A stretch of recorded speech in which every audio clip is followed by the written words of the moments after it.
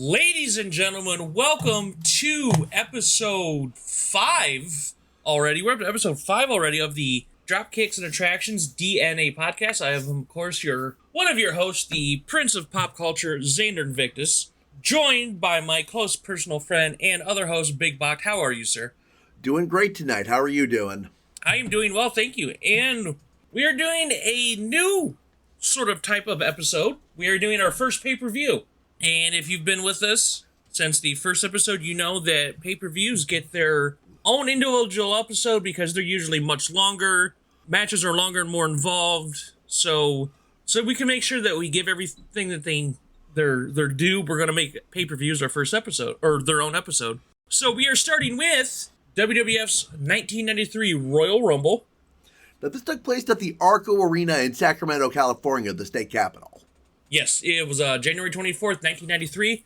And overall, I'm a fan of the Royal Rumble match itself. This is the first year where the winner of the match got a title shot at Wrestlemania, guaranteed basically main event shot. As I've said the past episodes, I have problems with that, and I'll finally delve into that once we get to the actual match, but I have issues with that, but we'll get into it. We start off with the commentary team, Gorilla Monsoon and Bobby Heenan. You've said this is your favorite commentary pair, correct? Of all time. This is my favorite commentary duo of all time. They work really well with each other.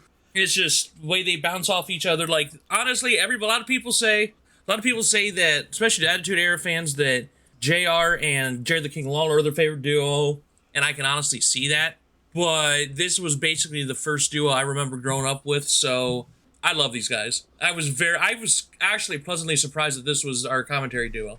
We start off the pay-per-view by them talking up the Intercontinental title match. That's going to be Shawn Michaels defending against Marty Jannetty. And the WWF Championship match, which is Bret Hart defending against Ramon. And before we get into that, I want to go ahead and send well wishes out to Scott Hall. For those that don't know at the time of this recording, he's in the hospital. Yes, I had heard about that. Well wishes from me as well. Yeah, he's on life support. He had multiple heart attacks yesterday after some complications from some hip surgery. So obviously we're all sending his well wishes to him and his family. Yes, absolutely. So we get into let's go ahead and get to the first match of the night. It is a tag team match versus the Beverly Brothers and the Steiner Brothers. And now you had this trouble telling the Beverly Brothers apart because one had a mustache and one did not. So, for those that are listening to this, I actually had to look this up myself while I was taking notes for this. Blake had the mustache, Bo did not. Okay. Also, we talked about before on episode 1 that Rick and Scott are the father and uncle, respectively, of NXT superstar Braun Breaker. He's just been called up to the main roster as we record this. Not officially, but he's had a couple matches. It's not official yet. But the reason I brought that up is there's some NXT 2.0 future offspring on the other side as well. As Bo, who is Wayne Bloom, his son Kyle Bloom, is known as Von Wagner on NXT 2.0, who's having a pretty decent run right now. Good for him. I hadn't realized that. So we're starting this off with Bo and Scott. Obviously, Scott's using that technical style that him and Rick were known for, being All-American collegiate wrestlers at the University of Michigan. And Beverly is using, dirty moves because they're the bad guys. Now, the opening sequence is some good chain wrestling, followed by a standing wristlock and scrambling over to the ropes. So as Scott's basically came back, Bo took over for a little bit. Scott came back with the title whirl and just made it look easy. Yeah. And I like that, I'm a lifelong Ohio State fan, so I got a chuckle that Bobby Heenan talking crap about Michigan. I'll always approve that. Absolutely. I had a cousin who went to Ohio State. Blake and Rick tag in, and as soon as Rick tags in, everybody starts barking because, we're bringing in the dog-faced gremlin, so that was his thing, so we all start barking. I didn't realize that was the nickname of his. Yeah, that was his nickname. He was the dog-faced gremlin. So Rick ducks a clothesline and graciously gives one back. Yeah, that one looked pretty painful. Well, like I said, he likes to throw out those clotheslines. He's, you can obviously tell they're just called the Steiner line for a reason. Scott, you realize especially at that time, he was the agile one of the duo. Just as strong as Rick, he was able to he caught a bear hug, caught one of them in a bear hug, lifting them up. Their feet. This is a lifting bear hug. Their feet were not off the ground. Were not on the ground. And then he just chucked him in an overhead belly to belly like that's what he does on a daily basis. Yeah, that was an impressive spot. Oh yeah. But eventually he gets cut off with a clothesline. He goes for a Tiger Driver. It was a move that he loved doing a lot, especially during this time. But he got caught off with a clothesline, and the Beverly brothers are finally in control, probably a good halfway through the match. Yeah, we come to a sequence where the Beverlys are tagging in and out real quick, and one of them starts choking Scott out with the tag rope as the ref is distracted by the legal men. Yeah, classic bad guy moves. We're doing what the ref can. If the ref doesn't see it, it didn't happen, and it's not illegal. And I also noticed that they put Scott in a Boston Crab, and you even see back then how strong he was, because he's getting pulled back like that, and then he just starts doing push-ups. He was doing push-ups while stuck in a Boston Crab. What do you need for that? Is that core strength or arm strength? Or Oh, that's core. That's core. You gotta remember, these were all, I know Scott himself, his sophomore, junior, and senior year. I forget. I want to say it's Scott. It was either Scott. Obviously, it was either Scott or Rick. I'm going to say Scott. One of them, their sophomore, junior, and senior years at Michigan, they were Big Ten runners-up. So, these guys had the strength to be able to do stuff like this. Next spot I took note of was Scott did a double underhook and lifted the Beverly into a powerbomb, which knocked them both down. Oh, yeah, that's Tiger Driver. That's what that's called. Okay. And then he gets in the hot tag to Rick, and Rick goes in. He's just going to yoink him. Got a ridiculous height on a back body drop. And he started busting out those Steiner lines like they were free samples at Costco. Like that first one he hit, I don't remember because it was from the back. I couldn't tell which Beverly brother he hit, but he hit him so hard. And that guy spun so hard, I was like, Jesus! A human body's not supposed to spin that fast. No, we talked about this episode 1. This is one of those trauma boners we talked about. Priapism, you said that's called, right? Yeah, but, here we like calling it trauma boners. Right. Because it sounds better. So we go in, and then he gets the blind tag to Scott, and the Beverlys are able to take over quickly. They go for a Doomsday Device, but Scott was able to counter it nicely into Victory Roll. And not too long after that, he gets the Frankensteiner on Blake, and the Steiner brothers win. And that was a match time of 10 minutes and 45 seconds. Sure, it was good. I liked it. It was, a good starter, basic good guy, bad guy match. Yeah, just warming the crowd up. You obviously had the Steiner brothers' strength. You had the Beverly brothers basically using the dirty heel moves, and it did what it was supposed to. It was a good opener. Yeah, the heel moves is what they did. Yeah, they were. That's all they did. That's what they were known for. So speaking of, we talked about the Intercontinental title match. We're getting a video package to hype it up. I thought it was a very nice package. They include things like the barbershop segment where the Rockers finally broke up. This is that famous segment where Shawn Michaels kicks Marty Jannetty in the face and throws him through the window. And then they cut to the incident where why Sherry's neutral. She's coming out to this in a neutral corner. Right. And what had happened is Shawn's doing his whole I'm a pretty boy. She's holding a mirror for him. And Marty Jannetty had left the company and he came back. And this was his comeback moment. And there was a great shot from the cameraman where they look and Shawn can see Marty behind him in the mirror. And I thought it was a great shot. Yeah, that was very good.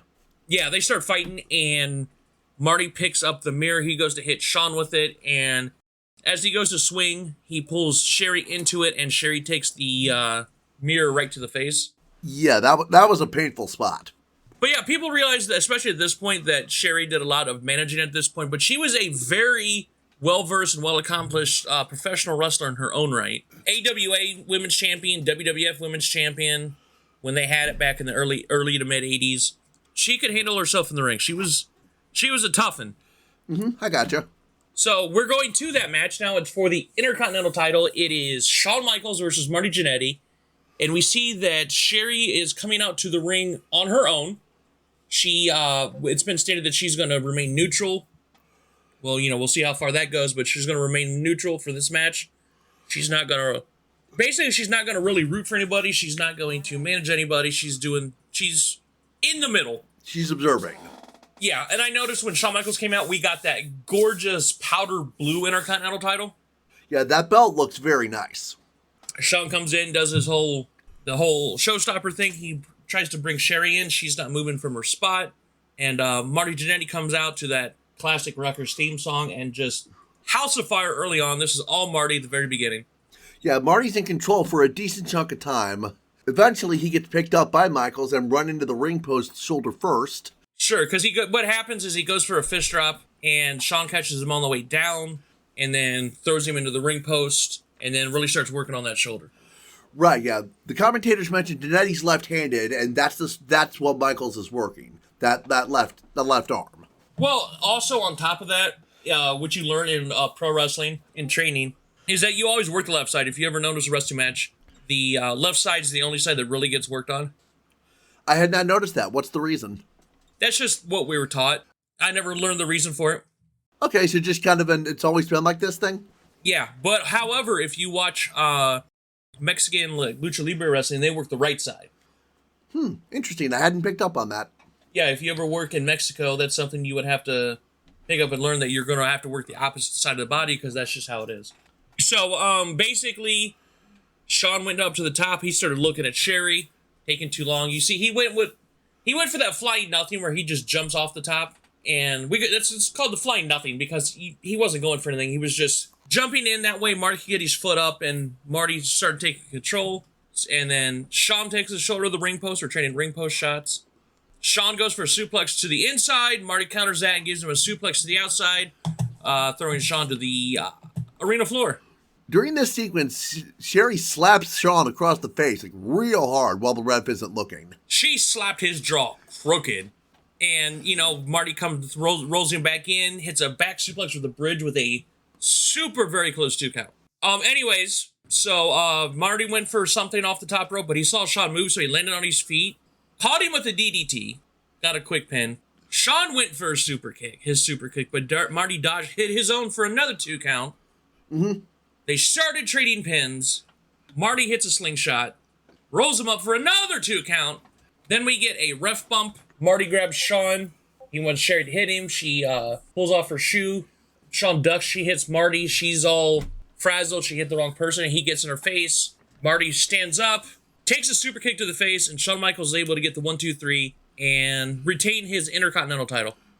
And that's a match time of 14 minutes, 20 seconds. Now, this wasn't dense like some of the others I've described, but it didn't drag on for me. No, it didn't drag. It told the story it needed to tell. I thought it went very well. I mean, once again, it's Shawn Michaels. So after the match, Sherry's backstage. Mean Gene just doing his whatever. I love how Mean Gene was just like, "Would you stop it? Calm down."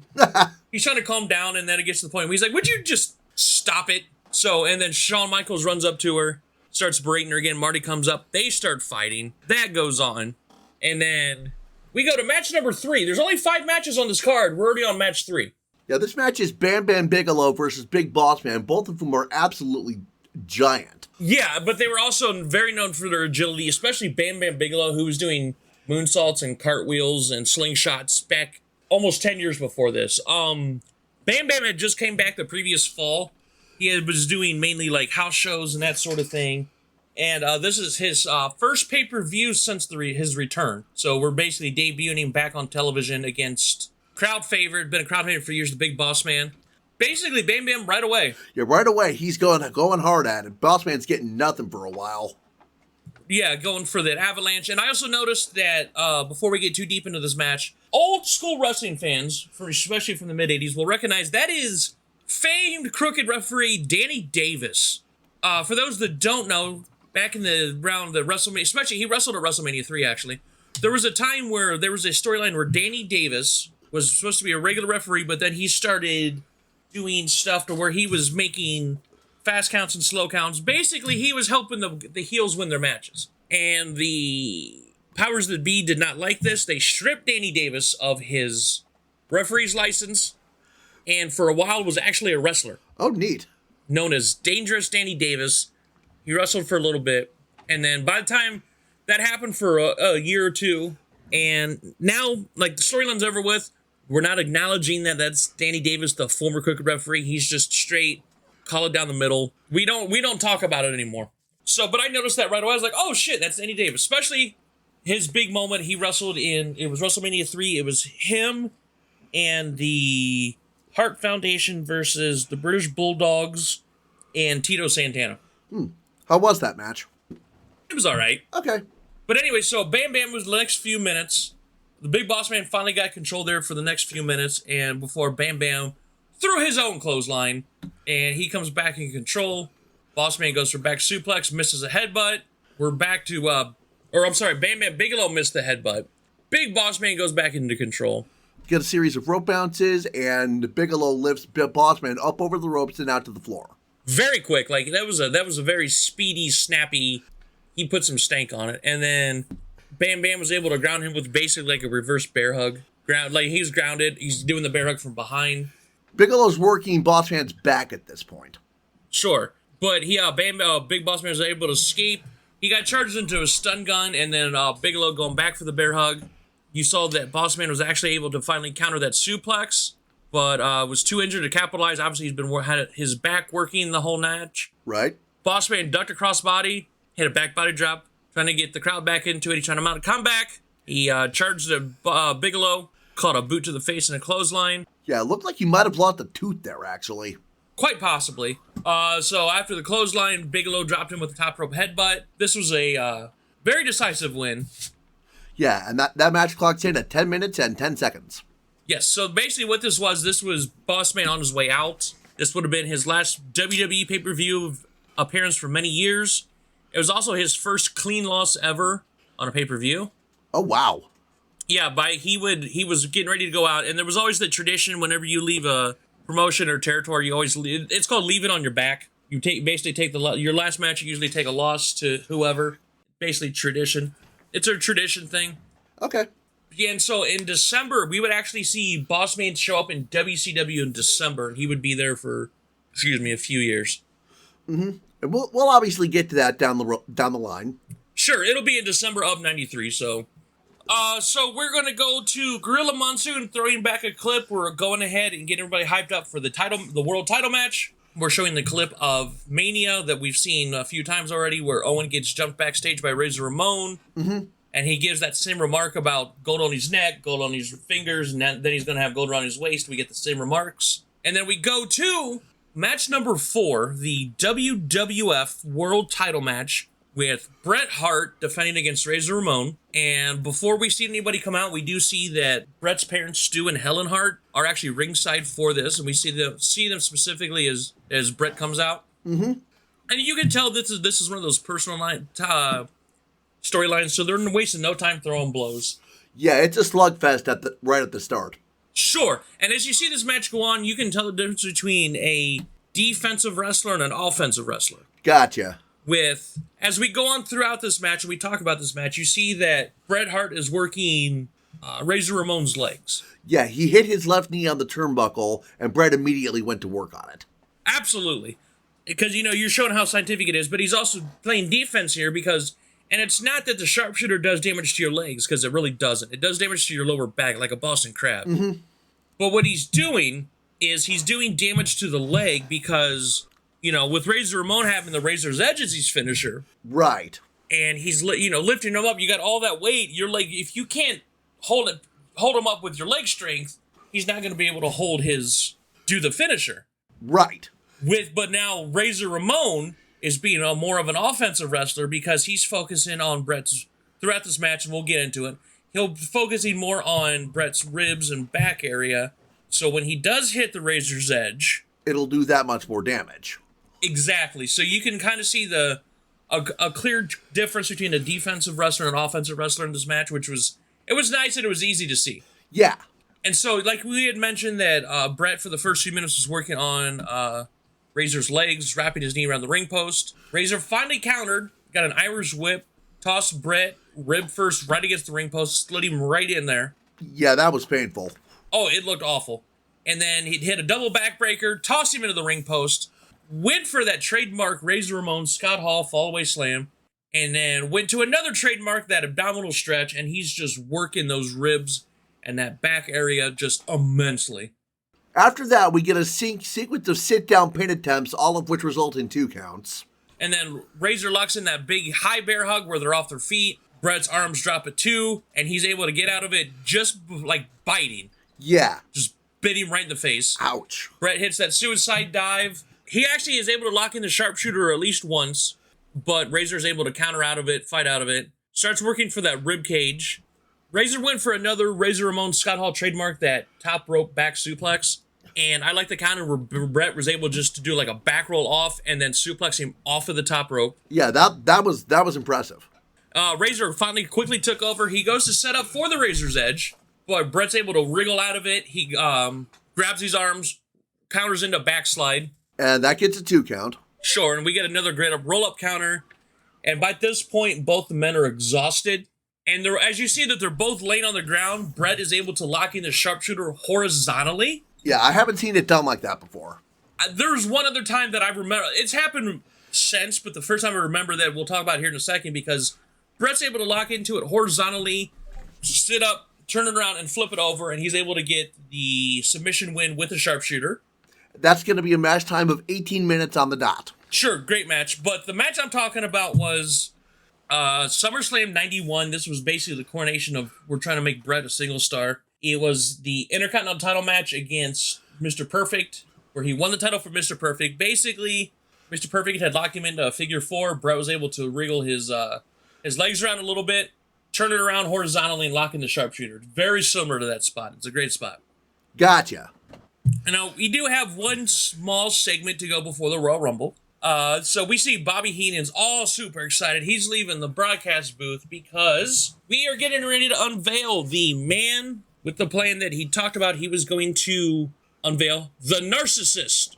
Bobby Heenan gets down there and starting to wax poetically about the narcissist and reveal him to be none other than Lex Luger. And just the way he's describing Lex Luger as the narcissist, I'm thinking Lex Luger's about to get Bobby pregnant just by looking at him. Because he's like, oh my God, with the pose and the biceps, look at his thigh muscles. And I'm like, yo, Bobby, my dude, look, I don't judge, I don't kink shame, but you're about to get pregnant, bruh.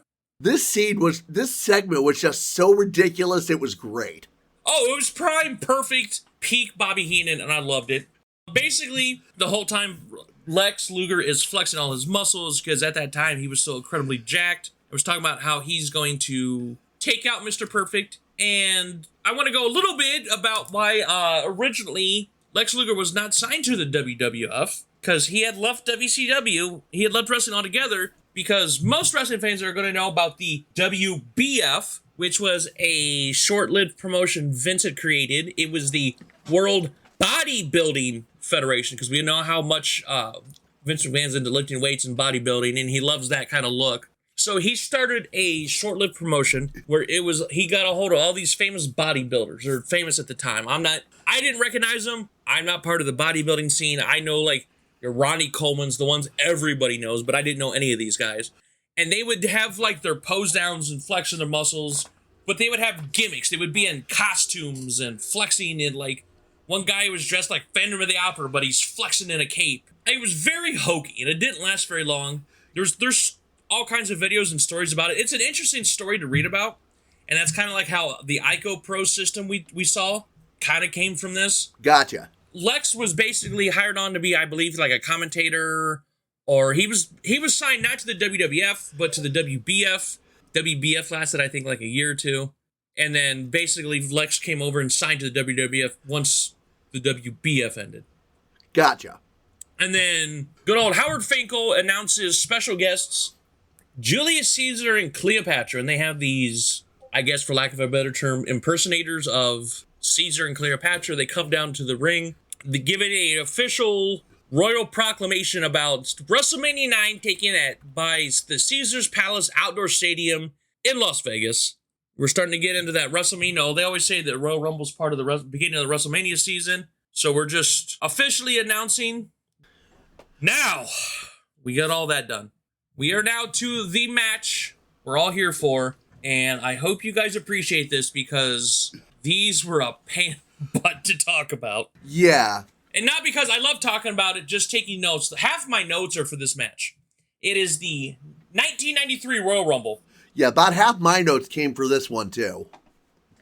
Now, before we get into the match, there was a few names that they had previously announced that are not going to show up in the Royal Rumble. These are the ones that, they said, hey, they're going to be there, they're not going to be there. We're not going to see Doink. We're not going to see Crush. Good old Hacksaw. The Mountie or Kamala will not be here tonight. So if you guys were expecting to see them, I'm sorry.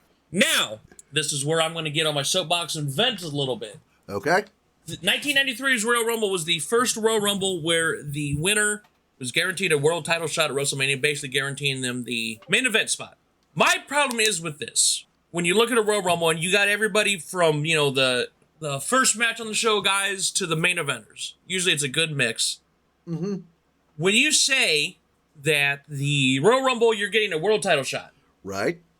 If I'm watching this as a fan, I already know that most of the guys in this have no chance. For example, like, we saw Max Moon's going to be in this. We'll talk about him when he gets there.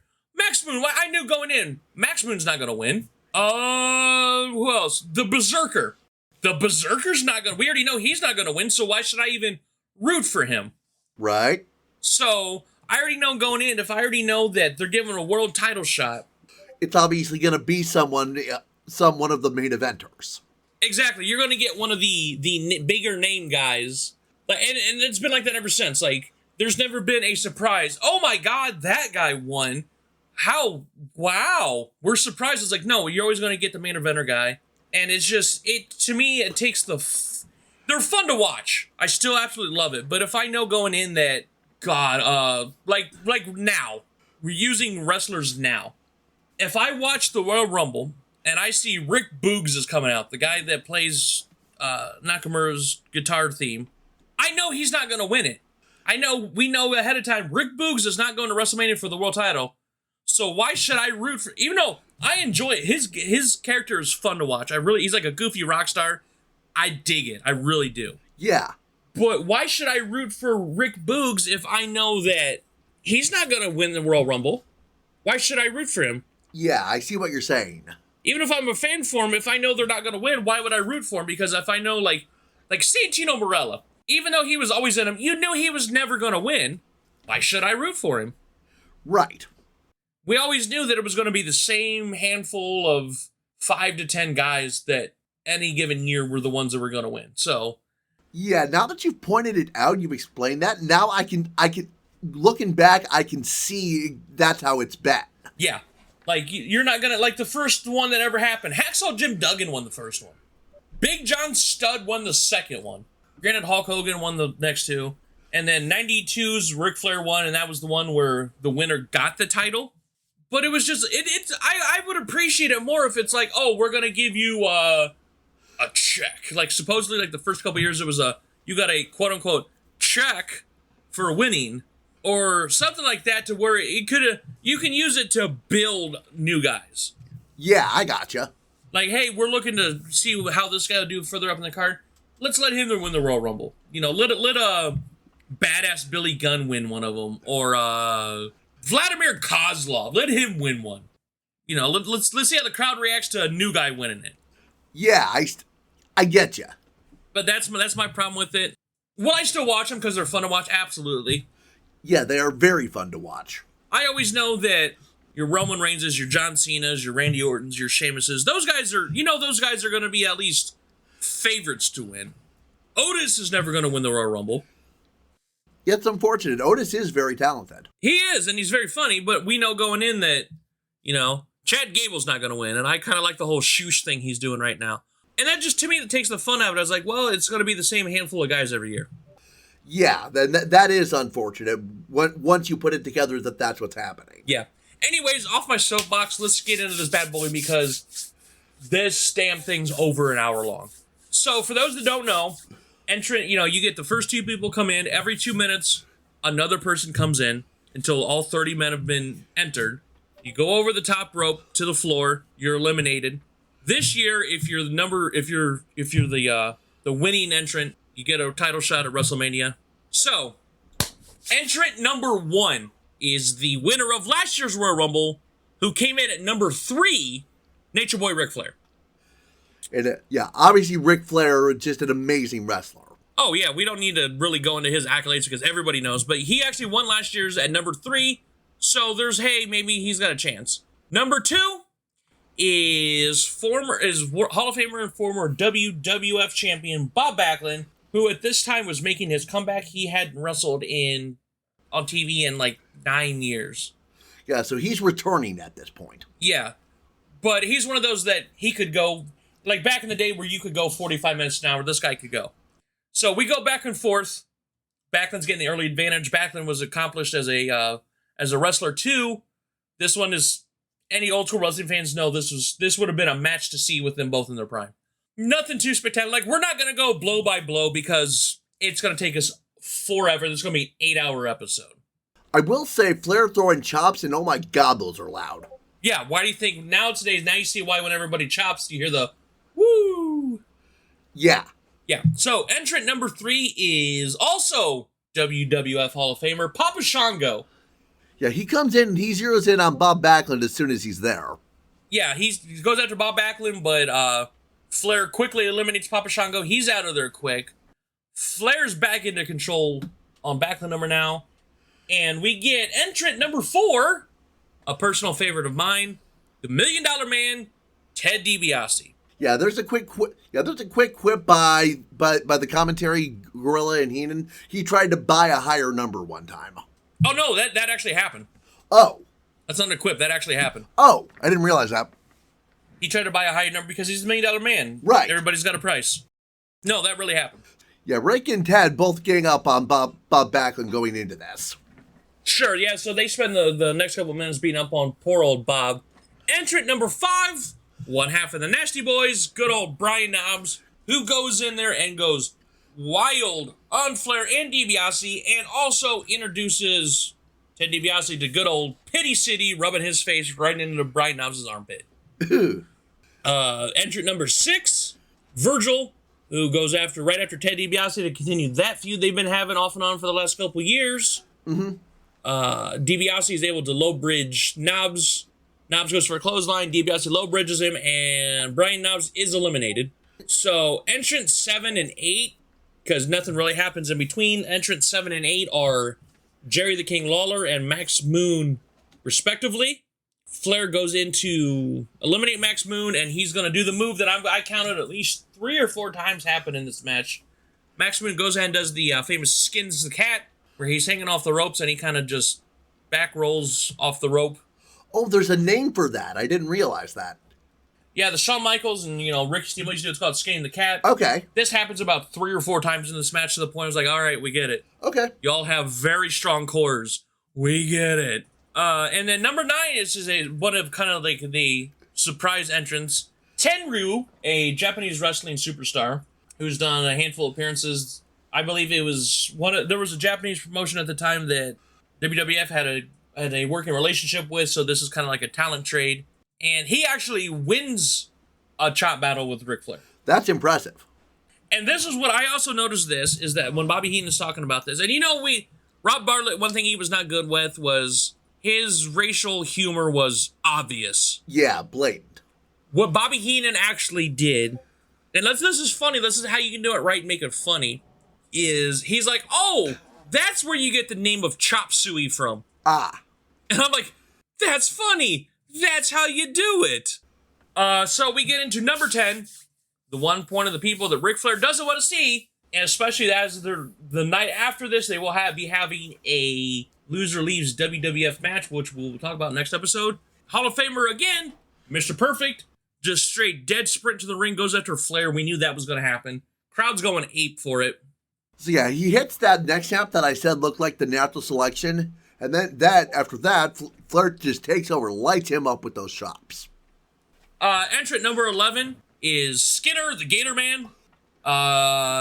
They keep going back and forth with Mr. Perfect. He reverses that Irish Rip, clotheslines Ric Flair. Ric Flair is eliminated. Bobby Heenan is losing his shit. Oh yeah, I've said it before. Like I love the way these two are talking, but Bobby, your commentary is so slanted, the words are rolling right off the prompter. Absolutely. So, entrant number 12, Coco Beware. So, we see after Coco comes out that Skinner does get thrown out by Mr. Perfect. And what does Skinner do? He skins the cat. Skins the cat, turns right around. Mr. Perfect drop kicks him in the face. Gets eliminated anyway, so... what was the point? Yeah. Entrant 13 is Samu from the Head Shrinkers. He's escorted to the ring by Afa of the Wild Samoans. Absolutely. Entrant 14 is the Berserker. And Jerry Lawler gets dumped out by Mr. Perfect. who then gets tossed by DiBiase. Yeah, with an assist from Lawler on the outside. Yeah, he's fighting him from the outside. Coco is helping, trying to eliminate Mr. Perfect, and then Lawler comes in and help the three of them basically eliminate Mr. Perfect from the match. Jerry Lawler and Mr. Perfect have to be separated by the referees because they're throwing blows for obvious reasons. And then I didn't even notice this watching this, and Gorilla Monsoon that said during this whole kerfuffle, Virgil had been eliminated, and they credited it to the Berserker for that elimination. Yeah, I missed that too. I didn't even see it. So, entrant number 15 is the man, the myth, the legend himself, The Undertaker. And while this is happening, Backlund falls through the middle rope, so it's not an elimination. Yeah, he's followed out by Berserker, who goes after him with a chair. Yeah, hits him a few times with a chair. Undertaker, during all this, chokeslam Samu over the top rope. While this is happening, Berserker exposes the concrete and body slams Bob Backlund into it. Yeah, I cringed on that one. Sure, it looked painful. So, to keep on going, the Undertaker backdrops Tenryu to the floor, so there's 2 eliminations right off the bat. Entrant 16 is Terry Taylor, who we saw last episode. Coco goes to eliminate Terry Taylor. DiBiase grabs both of them, throws them both over the top rope, so Coco and Terry Taylor are eliminated. And then right after that, Undertaker clotheslines Ted, and he goes out. After a chokeslam, yes. And then as the Berserker starts attacking the Undertaker, good God, the size of the man coming out to the ring, we do know this as the debut of the infamous Giant Gonzalez, who they build this man at 8 foot tall. Yeah, this person is absolutely enormous. They are a legit 7'6". Oh my God. For WCW fans, this was known as the former El Gigante. This was a gentleman from Argentina. Played basketball. I know, 7'6" guy playing basketball. He was on one of the Argentinian national teams. And what had happened is they found him playing basketball, got drafted by the Atlanta Hawks, who was owned at the time by Ted Turner. And once he realized that, because of injuries and everything, that he wasn't going to have a career in basketball, what does Ted Turner do? What does Ted Turner do? Hey, y'all, you want to be a pro wrestler? So Ted Turner owned WCW at the time as well. He also owned the Atlanta Braves for a spell. Didn't know Ted ever owned WCW. That's interesting. Yeah, Ted Turner owned WCW. That kind of was a big thing. Okay. It was everybody knew. Vince McMahon owned WWF. Ted Turner owned WCW. That was quite common knowledge. I gotcha. He wrestled in WCW for a while, and this is his debut with his manager, Harvey Whippleman. But yeah, this man is built at 8 foot, is a legit 7'6", comes out with airbrush muscles and fake fur on his no-no parts. Yeah, that was just kind of ridiculous. Yeah, so while this is going on, he's taking forever to get to the ring. He's posing and posturing. Berserker gets backdropped by The Undertaker and is eliminated. Entrant number 7, Damien Demento. 17. Excuse me, 17, thank you. Damien Demento, who you don't see his entrance because we're basically having the stand down, stare off with Undertaker and Gonzalez in the ring. And I noticed in the corner while they're doing this, Damien's doing his whole talking to his voices in his head, so it's like, oh, he's delaying by doing the whole, oh, I'm talking to myself thing. Yeah. Right around this point, we confirm, the commentary confirms that Giant Gonzalez is not in the Royal Rumble. He's just out there. And he basically hits Undertaker a couple times, sends him to the floor after like 3 blows. Damien Demento's not getting in the ring. Don't blame him. Yeah. So, Undertaker gets up, Gonzalez chokeslams him in the middle of the ring, and then here comes entrant number 18, IRS, and Gonzalez finally leaves, and it takes him forever to leave because, honestly, he's slow because of his size and his health issues, but he's also posturing to the crowd incredibly. Right. So Undertaker's not moving. This is the first time, and even the announcer's talking about this is the first time anybody's ever really dealt with the Undertaker like this. He's not moving. Yeah, that was very impressive spot. Yeah. Backlund finally rolls himself back in, but he's getting stomped by IRS and Damien Demento. But here comes some relief because entrant number 19 is the Native American warrior Tatanka, who obviously is going after IRS and Demento. Paul Bearer comes in with his urn to raise the Undertaker, but this holds the Undertaker's powers. The Undertaker does get up, but he's wobbling after all the damage he took from Giant Gonzalez. And they're still talking about how the Undertaker has never been handled like that. Beat like this before. Yeah, he's manhandled. So entrant 20, we're 2/3 of the way through. Entrant 20 is Jerry Saggs. And he had a nice spot in here where he's got Jerry Saggs has IRS's tie. He punches him, pulls him in with the tie, punches him again, pulls him in with the tie. Goofy, fun spot. I loved it. Yeah, I like that too. Entrant 21 is Typhoon of the Natural Disasters. Entrant 22 is Fatu of the Head Shrinkers, who is also the future Rikishi. Entrant 23 is the other half of the Natural Disasters, Earthquake, who actually goes after his own partner. And Typhoon goes to charge him in the corner, gets tossed out. This is actually the last time the Natural Disasters teamed together. There was, from what I read, there was going to be a feud, but Earthquake leaves. They both leave around this time, so we're really not going to see that. Around this time, the Gorilla and Bobby are talking about what Bob Backlund is doing. He's not throwing hands, he's not throwing kicks, he's focused on trying to eliminate people. Yeah. He knows what he's doing. So entrant 24 is Carlos Colon, who is basically Puerto Rican royalty. He's the reason that there's wrestling in Puerto Rico. He owns wrestling in Puerto Rico.